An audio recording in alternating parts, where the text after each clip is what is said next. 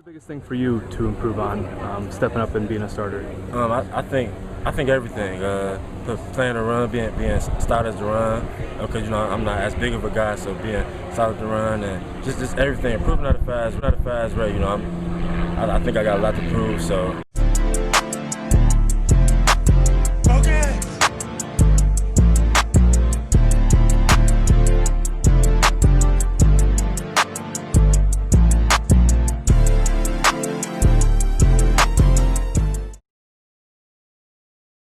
What's going on, everybody? Welcome to the After Effect Podcast. I'm your host, LeBron Stephen, but you can call me L Bazy, L Boogie, Big Brian, B Brian, L Bazy, whatever your heart desires. Welcome to episode 25. We have a very, very, very special guest. BJ Hill is on the show today. DC native, uh, played football at Ball State University in Muncie, Indiana. We were arena football teammates in 2013. I think he played arena football for about 10 years. He's in the Indoor Football League Hall of Fame. He's a trainer now in Green Bay, Wisconsin. So, very, very, very special guest. Just sent him the link, hoping that he has time to jump on. How you doing, bro? It's good to see you, man. Good to see you too, bro. I'm super busy, man, but I'm good. Yeah. Me too, man. I apologize. I told myself, I said it was like 4:22. I said, all right, man, let me just lay here for maybe 20 minutes. I had everything set up. And I wake up 5 minutes ago, like, man, I'm telling you, Man, I'm old now, bro. I fall asleep in 2 minutes. Listen, that's some of the that's a superhero act right there. I'm telling you. Yeah, I'm telling you, bro. Fall asleep on the drop of a dime. Nah, bro. I started CrossFit this week, man, because during COVID, unfortunately, I gained how I got down to like 207. I was pretty slim, and I've gained like 25 pounds. So I'm trying to drop that, man. I just need that push. I need that push. So this week is my first week of CrossFit, and we know the intensity that takes. So my body is just worn out, man. So I needed a quick nap. But we here now. I feel you. I hate you. Yeah, man. So I call this After Effect Podcast, and essentially I created this podcast just for people like us, former athletes, to kind of have a voice, kind of relive our childhood, relive those dope and awesome experiences we've had in college and pro, but more importantly, shedding light on that transition out of sports. I've always felt like since we met in 2013 that that transition out of sports has always been minimized. Everyone just expects us athletes to stop something that we've been doing 20 plus years and just go find a job or go just do this and be fine. Like, so this is just trying to create an outlet, create a voice for us to, kind of rehash those kind of things. Yeah, man, I like it. That's because that is a serious problem, to be honest with you. Because I'm telling you, a lot of people get lost after their sports. It's like, what do I do? Exactly. I like it. Yeah, definitely, man. So before we dive into your childhood, obviously I've always felt like we are more than athletes. So let me get your take on just a few current events. First off, we got Game 6 tomorrow. We're supposed to close it out tomorrow. Yesterday, who do you have winning the NBA championship? I'm sorry. Do you think I caught that? Okay, so I've always been a LeBron fan. I mean, my name is LeBron. I'm from Cleveland, so. Obviously, wherever he goes, I go. You can call me bandwagon. You can call me whatever you like. But I've been a LeBron fan since 1999. Since I heard about him when I was in the 5th grade, he's in the 9th grade. So, who do you have winning the NBA championship and why? All right, so I guess you are an acceptable fan. But look, I want to cheer for the underdog.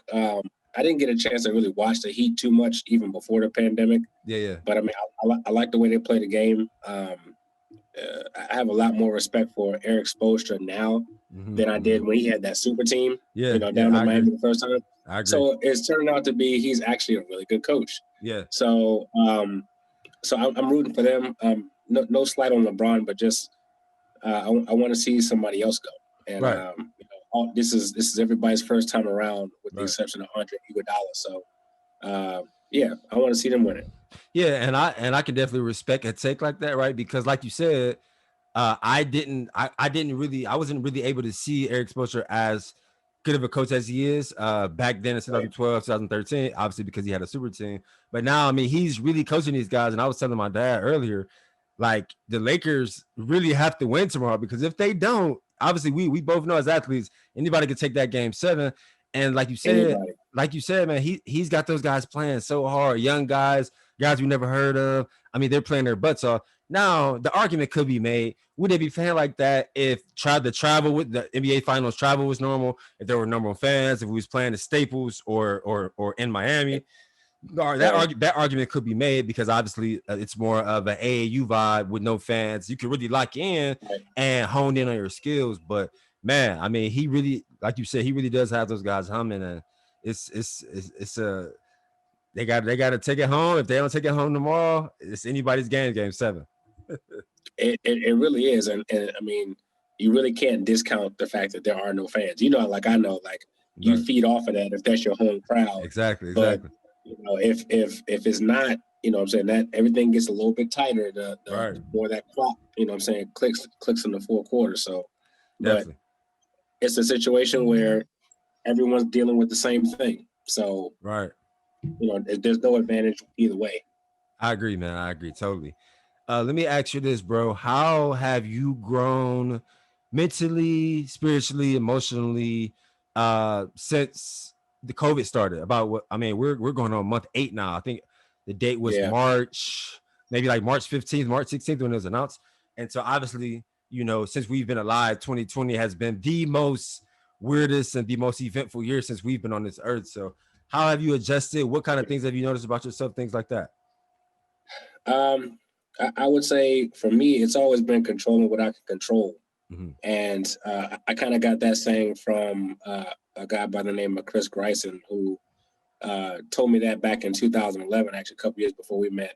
Mm-hmm. And I was watching the waiver wire like a hawk, you know, figuring out which team was picking up this guy and that guy, you know, and really wondering why I hadn't got my shot yet. Yeah. And so, you know, for him to tell me that, because he had been through the same thing, he's like, you got to control what you can control, which is your attitude and your effort. And so for me, during that whole COVID process, it was just trying to figure out different ways to bring in income. Because for me, I'm independent.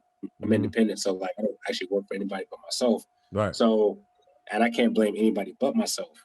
So for me, it was just getting more creative with the way I train my clients, looking at different streams of revenue, whether it's like maybe doing online classes or you know, maybe hosting some stuff that nobody knows about, but you know, just making sure I can maintain it, because I got you know, people to support. It's not just me. Exactly.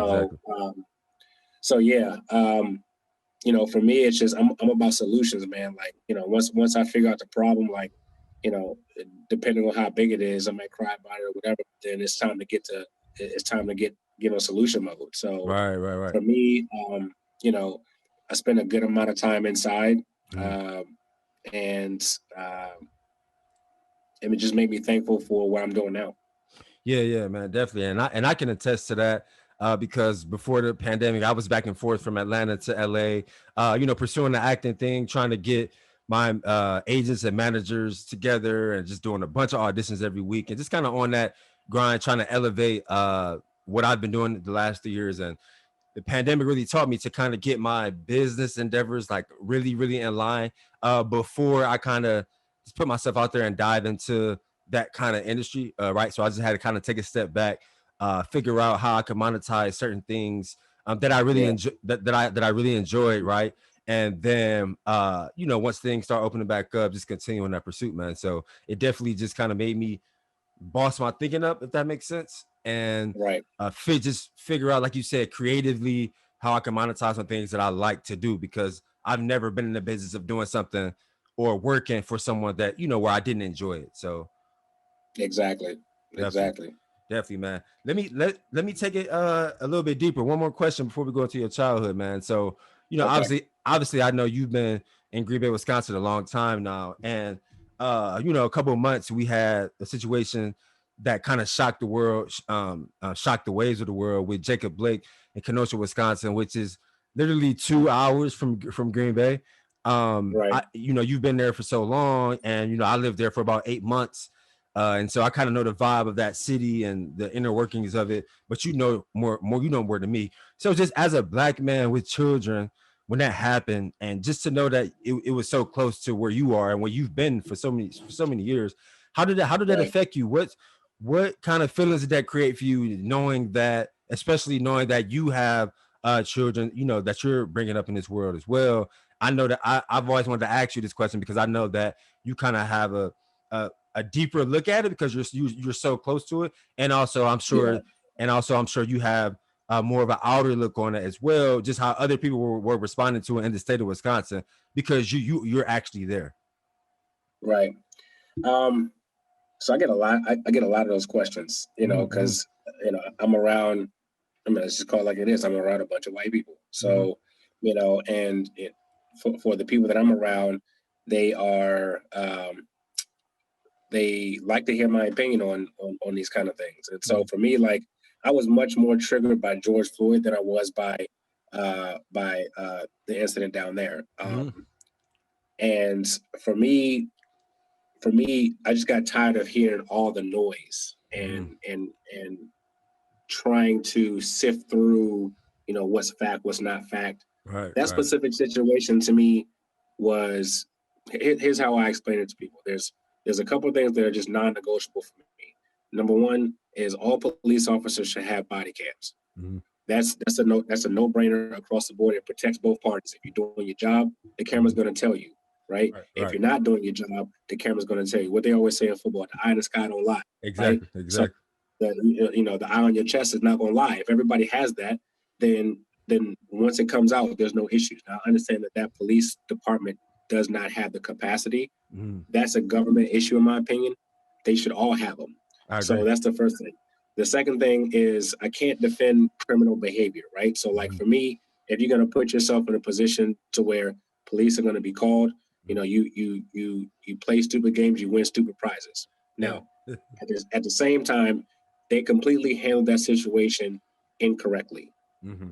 There's when you turn the tape on, the way the police officers were following each other, that's not protocol. You're supposed to cut, if you have a vehicle on site, you're supposed to cut off the vehicle if that's the only means of travel for the person that you're being called for. You know what I'm Right, saying? right. And then I've seen other examples of police officers not using fatal force and subduing a subject.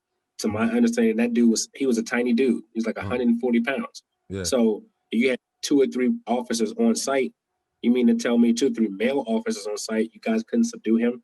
So for me, that situation was handled completely wrong, and that and exactly. that's and that's what I want to deal with, because everybody wants to talk about like his past and what he deserved and blah blah. Okay, Right.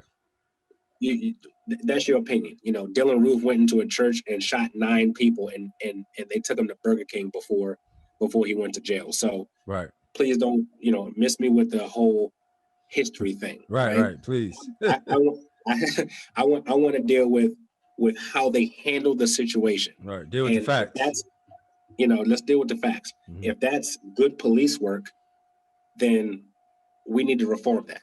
Exactly. Period. Like, that's if that's considered good police work, we need to reform that. So, but for me, man, like, again, it's situations where control what I can control. I can't control that situation, and for me and my kids, like, I have the opportunity to protect them from things like that. Mm-hmm. They're young. I don't need to tell them that information. Mm-hmm. All when they're of age, so where they're out and about with their friends more, and they're driving. Okay, now we need to sit down and have a serious conversation about how you react around police officers, Right. right? Because I've told some of my clients, I'm like, look, I get nervous when police are behind me. Sometimes I'll pull off or go a different route that I'm not even supposed to go, because I Mm-hmm. don't like them behind me. Mm-hmm. If I go into a store, I make sure I make eye contact so they don't look at me like I'm a criminal or I'm about to do something wrong. You know what I Right. mean? So Right. those are the things that go through my mind, versus someone else don't even think about that. Like, you don't Mm-hmm. even think about that. Right. It's not even a thought for you. So, Right. um, so for me, man, like, again, I try to look at things logically. Everything is not racist, unfortunately. Mm-hmm. So I Mm-hmm. try to look at things and say and dissect the situation and say, okay, what's happening here? Mm-hmm. Was this person in the right? Was this person in the wrong? And then go from there. You All right. know, so that's kind of where I stand with it. Yeah, and I totally agree with that. Like you said, for me, it was just kind of more so just sticking to the facts, and just kind of trying to remember, the vibration of like when I lived there, just the vibration of the cops, and obviously, we know Green Bay and most towns in Wisconsin, maybe other than Milwaukee. Well, I'm sure Milwaukee as well. It's predominantly white. Wisconsin Yeah, is just like Iowa in a way. And I'm sure where you went to college at Indiana in a way. So just as black men in general, we've always had to make sure that we watch how we moved in those kind of states and watched the yep, kind of the company that we kept and make sure we was making good decisions and keeping good company and making sure that we're not putting ourselves in a situation where it can end up bad. exactly, Yeah, exactly. yeah, So, and that's just the nature where we live, man. But yeah. It's just I kind of how can't the say world. It's how the world turns, and that's what I try to tell people. Like, it's cool, like for you to say, especially if you're not Black Lives Matter, and you may have a passion for it and things like that. But a lot of people still don't really truly understand what it is until unless you're black, right? Unless you've been going through this your entire life, unless you had to right. kind of become numb to walking into a restaurant or walking into a gas station, depending on what area you're in, and getting funny looks and getting weird looks and getting stared at it, and kind of having to just Yeah, become numb to that and get used to it for years. And I just remember going through that as an 18-year-old in Iowa City. Iowa was 98% white state, predominantly white school, and I believe Ball State is as well.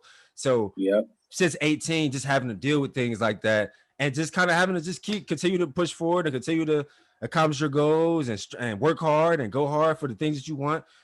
People really yeah. don't understand that feeling, how that really feels, how that makes you feel, unless you've been through it. Right. Yeah, Yeah, for sure, man. I mean, it's really about just kind of keeping your eye on the prize. exactly. I always tell people like I got stuff to do. You know what I mean? Like I got goals. I got things that I want to reach. And if the way you think and the way you move is not in line with what I'm trying to do, Mm-hmm. I can't move that way. Like I just Exactly. can't. So Exactly. you know, Exactly. So let's go into your childhood, bro. I know you was born in Langley Park, Maryland. Talk about like the culture there. I know for me, and I know a lot of people kind of get confused because I know Baltimore and DC and Virginia, it's all so close together, right? yeah, So yeah, yeah. so just talk about the culture there. Maybe some influences or mentors that you had growing up that kind of kept you on that straight and narrow, things like that. Yeah, I mean, you mentioned it being so close. I mean, it's basically I-95. So you hop on that highway and you'll be, from where I'm from, 30, 35 minutes north, you in Baltimore, you go 45 minutes south, you in DC. So, Mm-hmm. it's it's very, very close. For me, man, I mean, growing up there it was a challenge because like I have kind of a hybrid upbringing, but Mm-hmm. from a sports standpoint, like you literally had athletes walking everywhere. Mm-hmm. There's Mm-hmm. there's athletes everywhere. The Yeah. problem was their grades. That was the only issue. Like Yeah. you would have Division 1 athletes at every single school, but some of them couldn't make it because they'd have a 1.0 grade point average.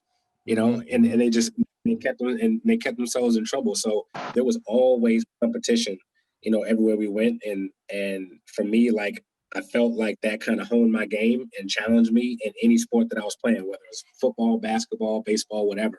Yeah. You know, you always had to bring your A game I always every had to single compete. time. Had to compete all the time. Always had to compete. Yeah. Always had to compete. And then you always had to be ready to roast too. So so like, Yeah, that no, always kept you on your toes. right, right. Man, I can. That's so funny because I can say Cleveland was the same way. I know Cleveland.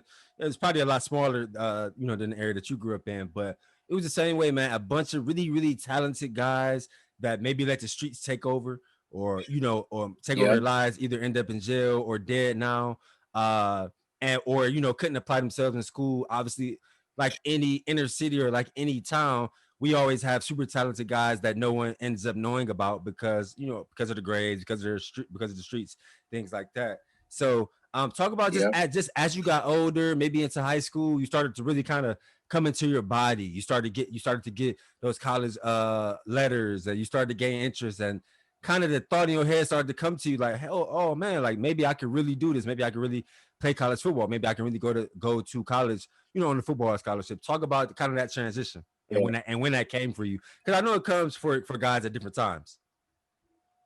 Yeah, for sure, man. It's funny because I didn't really go through the recruiting process like some of the major guys do. I went to a small high school. And well, actually I went to two different high schools, but they were both small and they were both private. So the first high school I went to, we didn't have a football program. So I ended up going to a different one. And my graduating class was 63. Okay. So the football program was super, super small when I first got there my sophomore year. And honestly, like I didn't know if I could play at that level. Everybody's a little bit bigger, everybody a little bit faster. Yeah. They hit a little more. So, that transition for me, where I felt like I kind of belonged and like, okay, maybe I can get this done was probably my junior year, where the coach kind of counted on me to be the playmaker on the team. And, I was able to be that way. But then my senior year came around. We were a pretty senior led team my senior year. And then I was doing well too. I was killing it in the area. I had like 12 or 13 touchdowns in 4 or 5 games. And then I had a major leg injury where it took me completely out. So my left ankle, I dislocated my tib and shattered my fib and then tore all the ligaments in my ankle. Wow. So any kind of letter that I was getting, and I wasn't really getting like official, like, hey, we offer you a scholarship type letters, but just like those general ones, you know what I'm saying? Yeah. Like all those just stopped. Wow. Any phone call, any letter, all those just stopped and went away. So I had to go a completely different route than the traditional high school athlete. So, for me, I went to military school after I graduated. Postgraduate school is called Fort Union. Okay. You know anybody from there? I thought we had this conversation maybe once or twice. No, not that I know of. Okay, so for your listeners, so this school is a postgraduate school, so it's right after high school, right before college. It's not like a JUCO because in JUCO you lose eligibility, right? So like so you come out of JUCO a junior actually, right? Okay. Right. So this was basically like a stopgap year, so you can either pass the NCAA clearinghouse or in my example was get a scholarship. Right. So you go there for a year, you don't lose any eligibility, and you show up as a freshman on campus. Oh wow, that's dope. So that's what happened to me, and I only stayed. I stayed half a semester, and I ended up showing up to Ball State in the spring. Okay, and so like January, February. Exactly. Yeah. Okay. So I was ahead of my recruit class. Right. But to answer your question, I probably felt like I could compete at that D1 level, probably my middle of my junior year. Yeah, man. And I'm glad that you were able to expound on those details because that's kind of something that I wanted to shed a light on too as well. That everyone's journey is the same. Like we all have different journeys. We all have to go through different avenues to get to ultimately where we want to get to. So that's dope. So yeah, man, talk about what you got to Muncie. Talk about your transition, obviously from DC to Muncie, Indiana, which is obviously probably, I'm sure, a college town, a lot of like kind of a different environment than I'm sure what you were used to.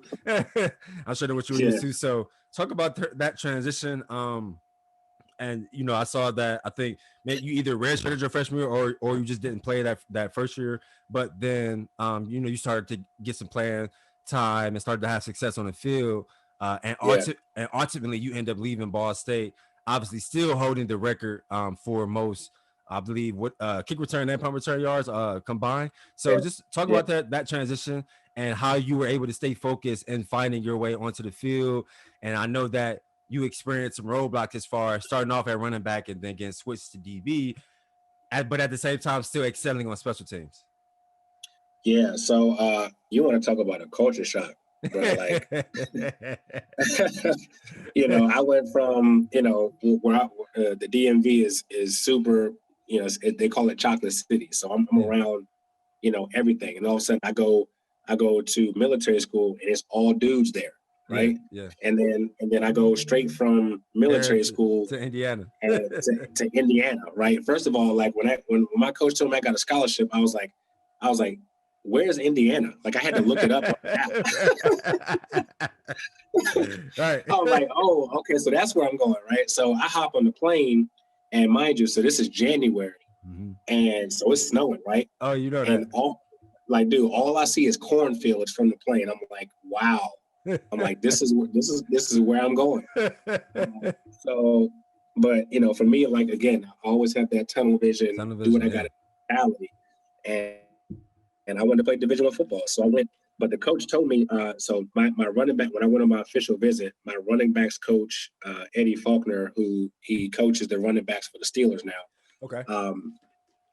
The reason why I chose them is because they told me that's like, you have a legit chance to start. And they gave me the layout of the running back room. And, I looked at that and was like, yeah, I can come in here and compete for a starting spot. Right. And so when I got to campus, I picked up on the playbook pretty quickly. And we were going through some sanction issues at Ball State that allowed me to actually start as a true freshman. So it's funny because my very first game was against Iowa. Go figure that. Yeah, my first game in Iowa City. In Iowa City, right? I remember they had pink locker rooms for the visiting team. Yeah. Locker rooms. The fans was right on top of you. You know what I'm saying? Like 80,000 fans right on top of you. 80,000. I remember lining up and seeing Chad Greenway and you played versus that team. Oh man. That team. Yeah. Drew Tate and them. Abdul Hodge. Abdul Hodge. Yep. Yeah, they had a squad. Yeah, that was that squad. So I'm in the backfield. I'm starting as a true freshman. Oh man, wow. Wow. I know you're probably like, whoa. Yeah. And I think one of my first plays was like we had a slide protection, so I had to block the end. I'm like, okay, welcome to college football. Welcome to NCAA football, right? Big time. Welcome to NCAA football. So, but I felt like where I felt like I really arrived. We had the longest game in college football that year versus Greg Jennings in Western Michigan. Oh, wow. So we went to 5 overtimes, right? Wow, I think I remember that game. Yeah, it was wild, and like we weren't a very good team. Like we was young, we was talented, but we needed to develop. You know what I mean? Mm-hmm. And I think I had 24 carries for 171 yards that game and like a touchdown. Wow. So like for me, that was the game where I was like, okay, yeah, like I can do this. Yeah, I can do this. Yeah.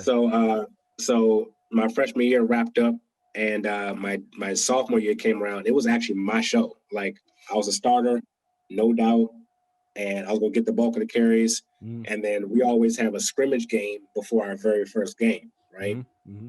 Still to this day, I don't know why we do that, but it is what it is. Right. Halfway through the scrimmage, ankle sprain. So dealing with those, they say that you're better off breaking your foot or breaking your bone than going through a high ankle sprain. Exactly. I had one my senior year. That shit is the worst. It don't go away for months. Months. And so for me, like I was hobbled for 6 weeks. And then finally when I got back, and I still played, but like my minutes dropped considerably. Yeah. Just because I wasn't effective. And then all of a sudden, like week 6, I believe it was. Yeah. So week 6, we played Buffalo, and I go off for 116 yards. And that was the best game of my sophomore year. So then spring ball comes around. We had a couple guys who graduated who were receivers. And I remember some of the guys were like, "Hey BJ, they're about to move you." I'm like, "What you mean move me?" They're like, well, they're talking about switching positions. I'm like, how come I'm not hearing about this? Number one. Number two, where are they moving me to? So the rumors were I was going to get moved to receiver, right? So I get in the office, and Brady Hope was my coach. And he's like, yeah, we need some help on the defensive backfield side. And he's like, we know that you're athletic, and we don't want you to kind of get buried in a depth chart, and we need some help over there. And I told him straight up, I was like, I got to be honest, like, I did not think you was going to say that. Like, I didn't, switching complete different sides of the ball. You're talking about learning a different language. Yeah. Now I'm going backwards instead of forwards. All right. And, in my mind, I got my future in mind. I'm like, I'm trying to play running back. Right. Because I can do so many different things. And I told him, I was like, I need to think about this. Mm-hmm. And so I ended up being a team guy and switching over to defense. And I earned a starting spot at the end of spring ball. And I went on to my junior year. I had 5 interceptions and like 78 tackles or something like that. So I was second team all conference as a junior. And then my senior year, I was first team all conference. So the switch ended up working out. Yeah. It ended up working out for me from the college standpoint. And then what was the hardest thing? What was the hardest thing to learn during that transition? Because obviously you're going from getting tackled to tackling. You going from knowing offensive plays and kind of knowing defensive schemes to having to learn nuances of offenses and actually learning nuances of coverages for defense. So that's like total different metrics of the brain, right? Like when it comes to football. Yeah. So the biggest transition for me, bro, was learning the lingo. Yeah. Like it was just stuff that I hadn't heard before. Like I knew coverages, but every team has different calls for different coverages. You know what I mean? Right. And so learning that in spring ball was the toughest part for me. Learning, okay, what depth do I need to be at? All right, what are we doing if the team comes out and trips and does all this kind of motion? Like, okay, we got checks here, checks there, blah, blah, blah. Yeah. And so that stuff happens like that. Like if you're not on the same page, like as a cornerback, if I'm doing something completely wrong, that could be a touchdown. Exactly. So like, so for me, it was just learning the lingo and understanding where I'm supposed to be and when I'm supposed to be there. Right. Yeah, that's dope, man. So yeah, like you said, your senior year, first team All MAC, as a DB. Also, like I said earlier, you left Ball State as the all-time leading, kick return to punt return and yards, and that record still hasn't been broken. So, obviously having those high accolades and things like that. Talk about maybe your transition and into the draft, your draft process, what you were hearing going into the draft, and then ultimately not getting picked up, and then kind of your action steps to see if it'll work out, and then ultimately playing arena football in the indoor football league.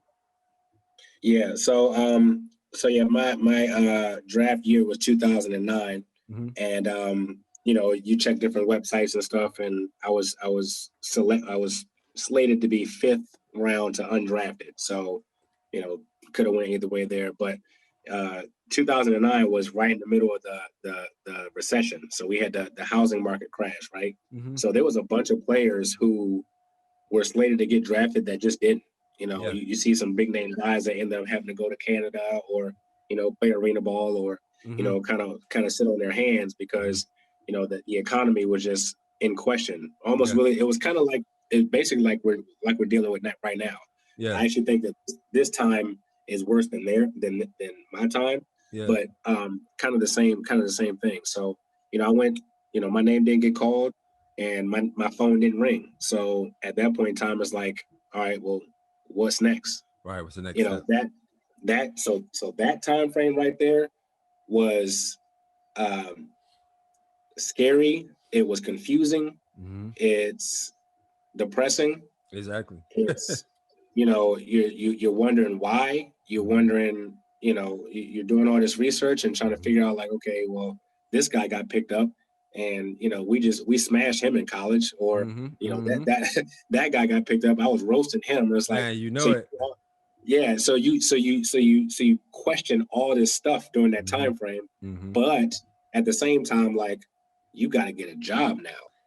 Man, I'm telling you. I'm saying, say it again for the people in the back. You have to get a job now, because for people who don't understand, when you're a Division I athlete, the NCAA does not allow you to work during the football season. Exactly. And then even when you're in your second semester, you have no time to work. You still have workouts to go to. You still got spring ball. You take more credits in college in your second semester because you got more time. Exactly. Right. Exactly. So and then the summertime rolls around, and then summer school. And then you got summer school to stay ahead, right? and then you still got summer workouts because guess what? Even though the NCAA doesn't require you to be here, you better be here. Right. Right. So you got to find a way to make money. Exactly. So now you're picking up maybe some temp jobs or whatever, just so you keep yourself busy. But that's about the only working you do.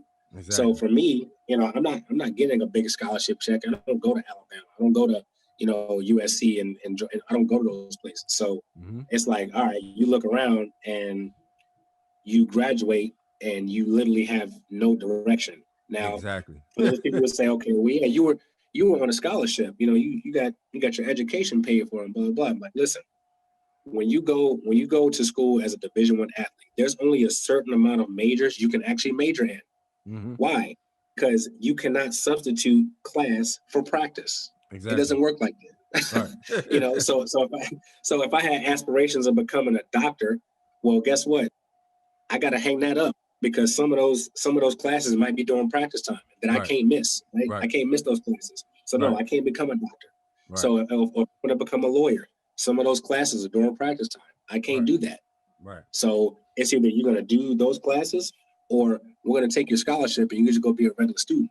Exactly. So, and I tell people all the time, bro, because like you said, I always battle in my head about going back into those years. Like, man, could I have done more as far as it, like, could I have balanced an internship over the summer? Like, and when you really think about it, it's literally impossible. Like, especially because if you got summer school, and I redshirted my freshman year, right? So, and I always did, and I did well, and I did well enough, good enough in fall and spring semester.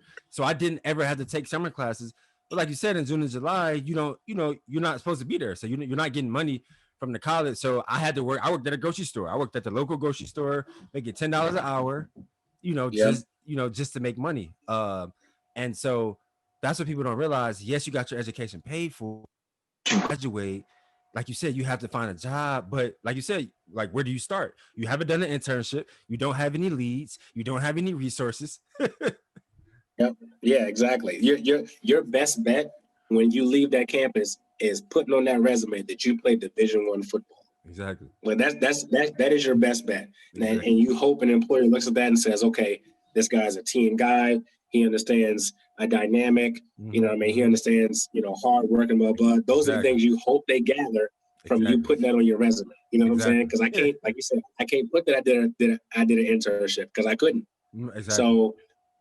So I get done with school, and like I said, I didn't get drafted, and the phone wasn't ringing. Everything was dry. So at that point in time, I was like, okay, what do I do? So I go into what I knew. So I started training at Ballet Total Fitness and becoming a trainer. I knew how to exercise, and I did that for 6 months. And I'm telling you, like, being home when you've been gone for 4 years and on your own is a completely different animal. You know what I'm saying?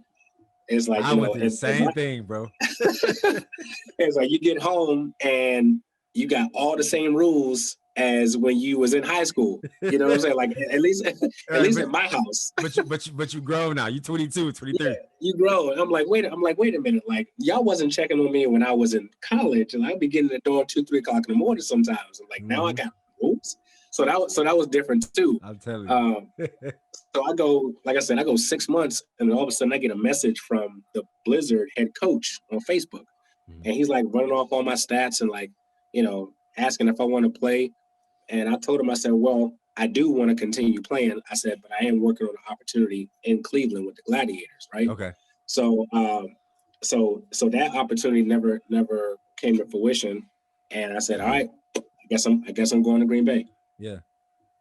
And so then obviously once you got to Green Bay, talk about your rookie year, going from playing as a rookie into eventually migrating to the IFL Hall of Fame. I mean, still holding the record for all-purpose yards in that league. And a lot of people obviously football fans, people that really follow football, know about the IFL, know that it's similar to the AFL. It's basically the same game. It's arena football, and essentially people NFL, CFL, they look at it as a developmental league. Guys that are looking for that bigger opportunity, they play arena football to obviously get film, to send to their agents. to eventually hopefully get a CFL workout or a CFL opportunity or NFL workout, NFL opportunity. Right. So Yeah. talk about, because I'm sure you went into it like, okay, I'm gonna do this for a couple months or a half season or a season, maybe 2 seasons, get some good professional film, and then hopefully get that bigger opportunity. But so just talk about the emotional roller coaster, the mixed emotions that went through your mind during just all those years of continuing to play, maybe getting close. I think you had to work out with the Packers. I had to work out with the Packers as well. So just talk about that roller coaster of a ride. Yeah. Whoa. Okay. So roller coaster is correct, because when I showed up as a you go from freshman, now I'm a rookie, right? So when I show up as a rookie, we had 80 guys in camp, right? So like I know that's a lot of dudes in camp, right? That is. And literally, so our head coach was pretty cutthroat. He basically threw a whole bunch of dogs in a cage, and we fought it out for roster spots. Yeah. So when I got there, there was no, oh yeah, I'm gonna just see what I do for a couple months and blah blah, get my film. No, I had to survive camp. Yeah. I had to go and earn a spot in front of guys that were, like I said, coming from the same schools that I was coming from, maybe had the same accolades as me, and it was literally dudes getting cut left and right, LeBron. Like it was like, okay, this dude get cut, here come another dude in.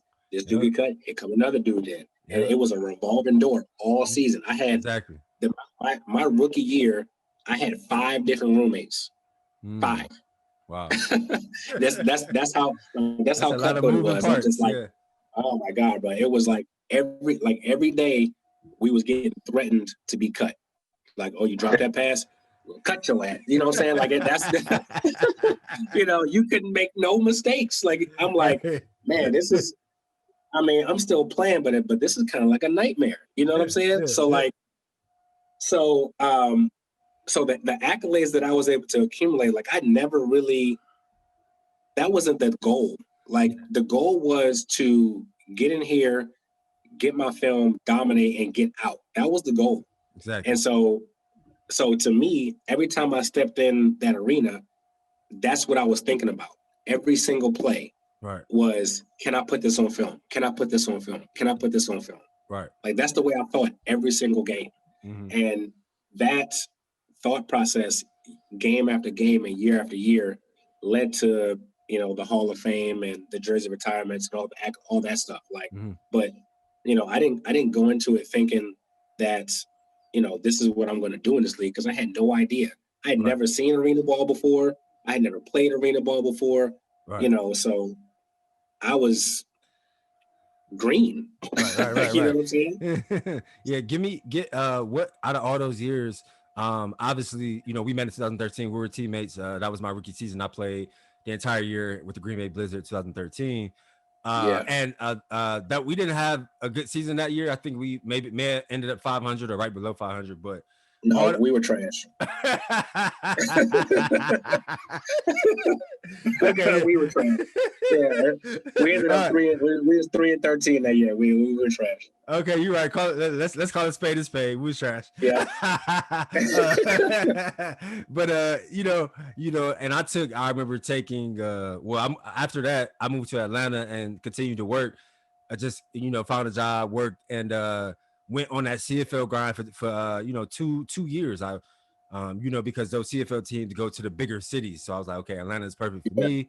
I literally probably tried out for almost every CFL team. It may have been maybe like 2 that I didn't try for, but in that 2-year period, I tried out for every team, and just continue to get the same response. But we like what we see. We think you're a hell of a player.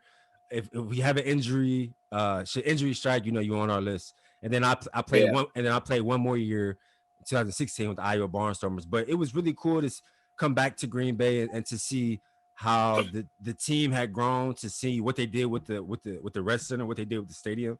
They made those renovations, and you all got new jerseys and stuff like that. And obviously you were a part of all of those years. So any moment stand out to you, any seasons, any plays, any moments stand out to you in your career, obviously leading you to the IFL Hall of Fame?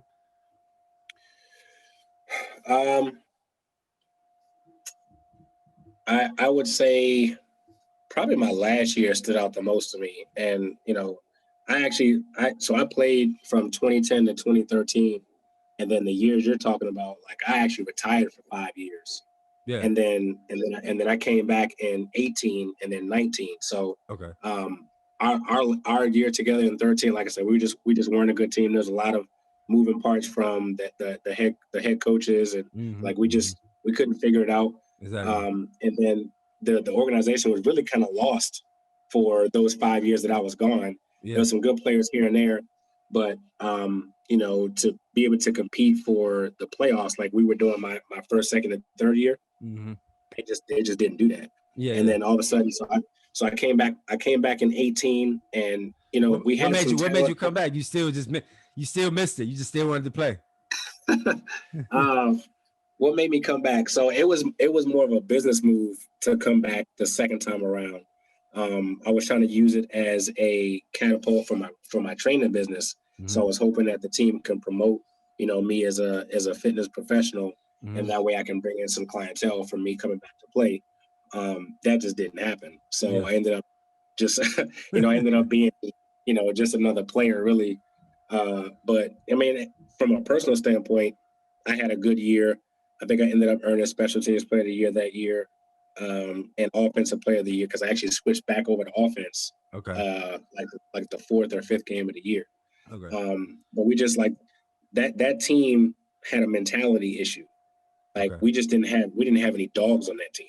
Yeah. So then we go to 2019 team, and we had some dudes that would go toe to toe, and I'm like, okay, now this is what I'm looking for right here. Right. This is what we need.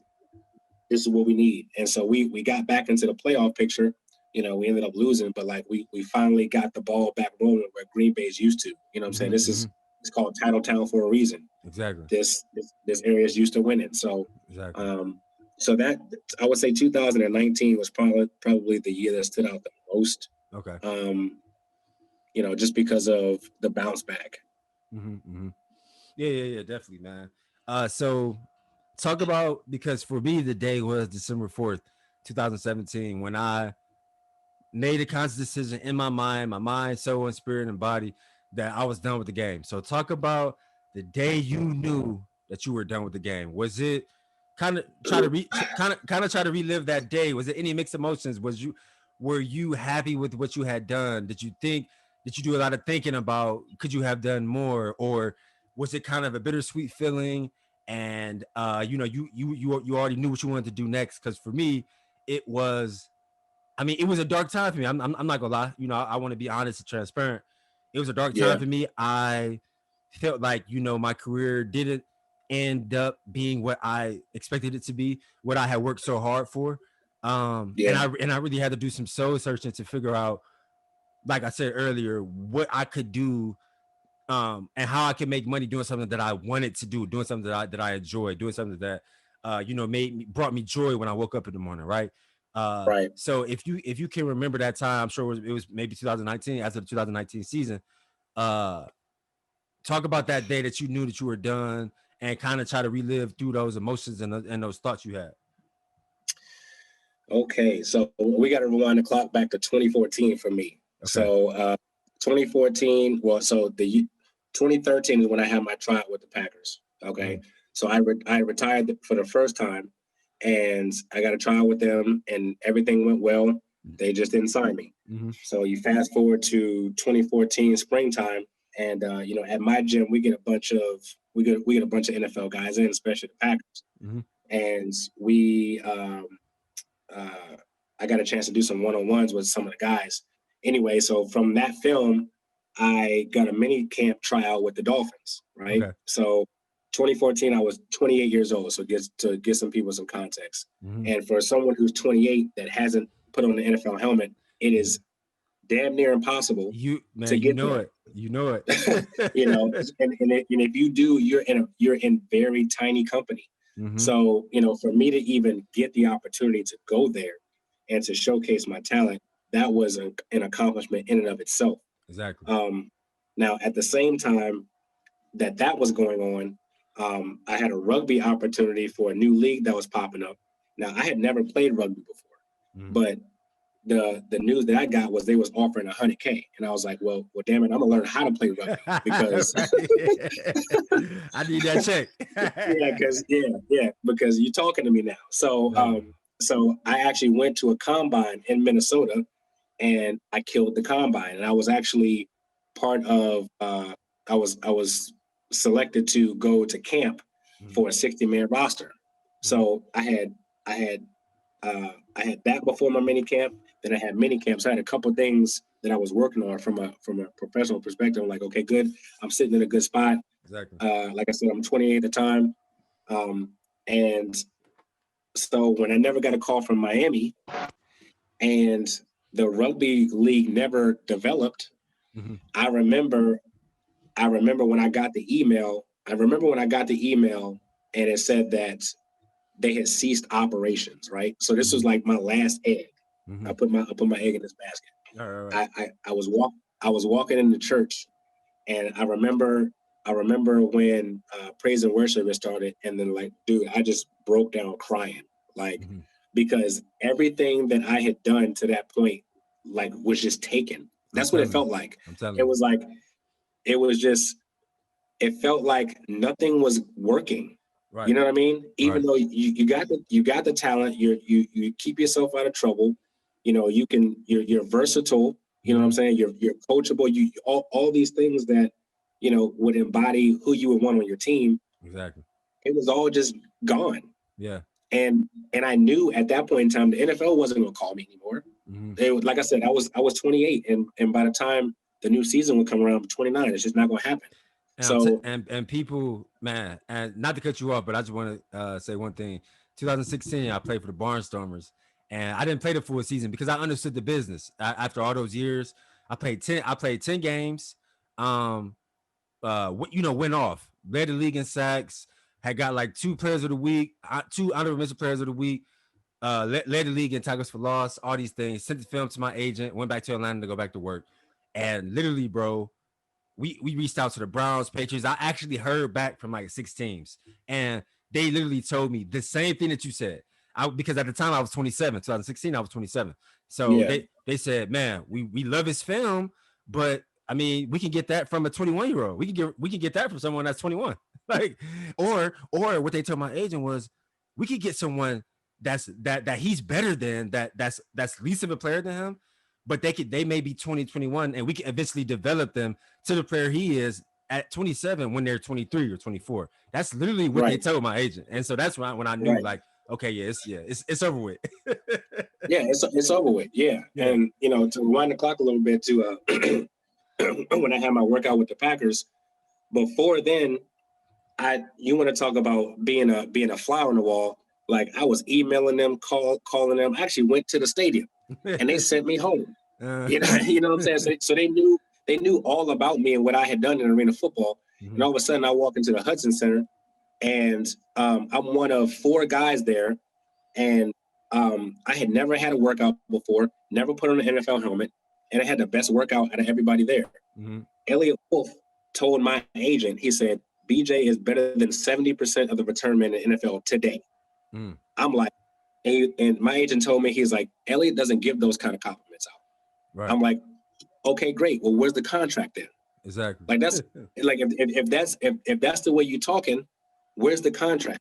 Exactly. Come to find out, they signed, and the reason why they didn't sign me before is because of my size, right? They're like, we just don't bring in guys under 5'10". Okay, cool. So 2 weeks after my workout, LeBron, they brought in my exact clone, right? I measured in at, I think it was 5'8", 179. He was 5'9", 178. I called my agent. I was like, what the is going on? Right. You know what I'm saying? You guys keep talking about this size issue and blah, blah, blah. And you guys bring in my exact clone, right? Same issue. Yep. He was doing the exact same things that I was doing, but just he was younger than me. I'm telling you, and that age, that played a factor, man. Yep, he was younger than me, and he had just got out of Steelers camp. And I'm like, again, out of my control, right? I can't grow anymore, and I can't reverse the clock. Exactly. So can't control that. Yeah. Yeah. So It's crazy, man. So yeah, like I said, bro, I call this the After Effect podcast. I feel like as athletes, we all have an after effect through the wins, the losses, the injuries, the pain, the sorrow, the accolades, the accomplishments, steps, the missed accomplishments and things that that we didn't get to accomplish. What would you say is BJ Hill's after effect? What are some lessons that you took from football, from the game of football, that you will carry on and possibly teach to your kids? And obviously just try to share those that kind of game with the next generation.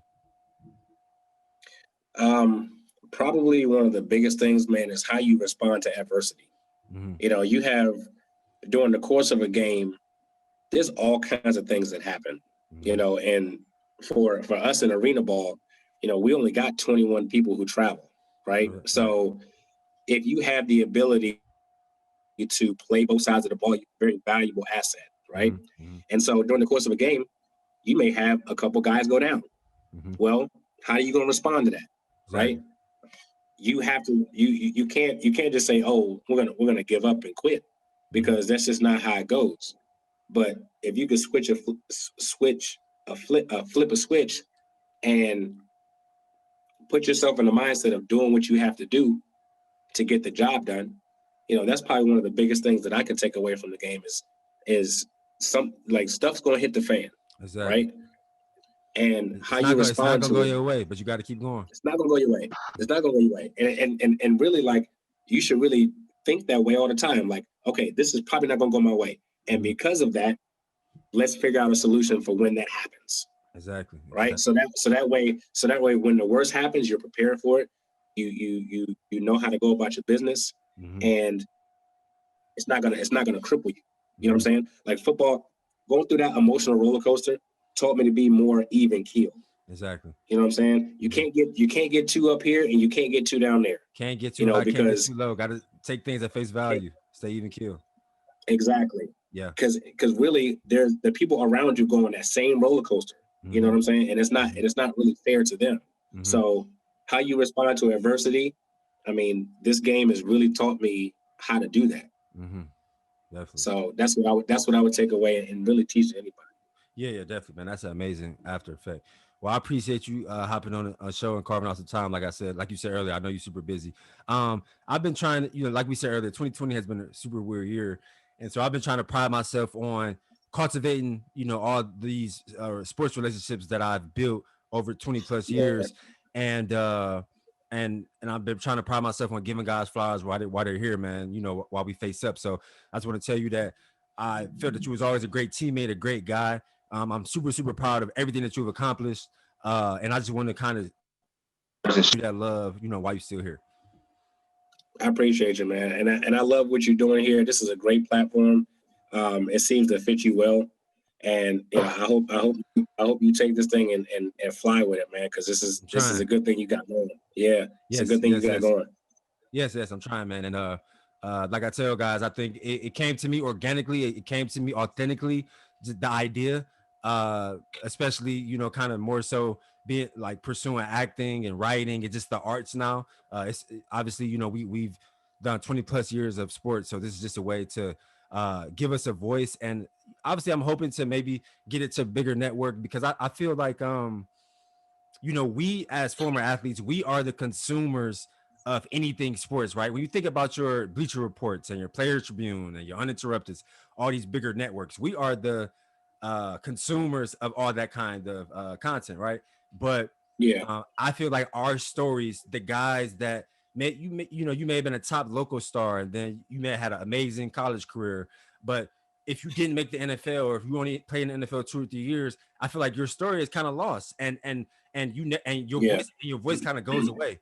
So it's kind of like when do guys like us get to have a voice and tell our stories, and give our feedback on different topics, and kind of share with people our action steps to make sure they don't make whatever mistakes we made, right? So that's where the idea kind of came from, and I'm just hoping to continue to run with it. And like I said, I appreciate you carving out the time, because I know you're super busy.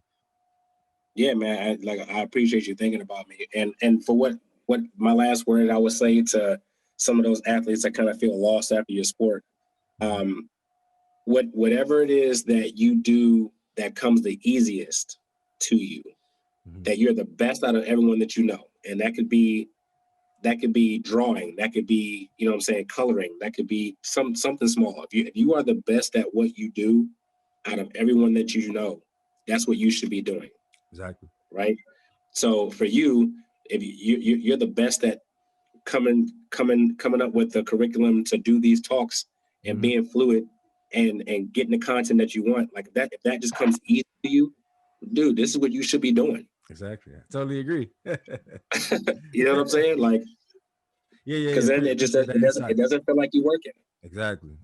And it's funny because I have like older generation parents, right? So when I told my dad I was starting the podcast, the first thing he asked me, like, well, why are you gonna make money doing that? Like, because our parents are so old generation and so like they got that ingrained in their mind, money. I try to explain to my dad. But first off, Dad, I'll make a little bit just off of all the podcast apps, like, gaining listeners, but I'll just have to, it's more so a passion project. It's not gauged towards money. And I had to explain to him, like, that's a lot of times that's when the bigger opportunities do come, when you do things not based off money, but more so just off the passion. Exactly. It was funny that he said that. And it's just funny, our parents are so like old school and blue collar, and it's like you find a job, get a job, and take care of your family. Right. And saying they don't really have that creative diaspora. So yeah, man, I appreciate the support. And I can't wait. I'll probably try to have you back on more towards the end of the year. Maybe once we get deeper into football season, talk more about that. And once they announce when the basketball season will start, because right now I'm hearing it could start maybe on Christmas, but they still don't know. So we'll see what happens with that. Yeah, I know for sure it's pushed back, but they don't have a concrete date yet. Yeah, definitely, man. So yeah, like I said, I'll definitely have you back on, and I appreciate you carving out some time. And you and your family stay safe out here, man. I appreciate it, bro. Thanks for having me on. Yes. Take it easy, bro. You too, bro.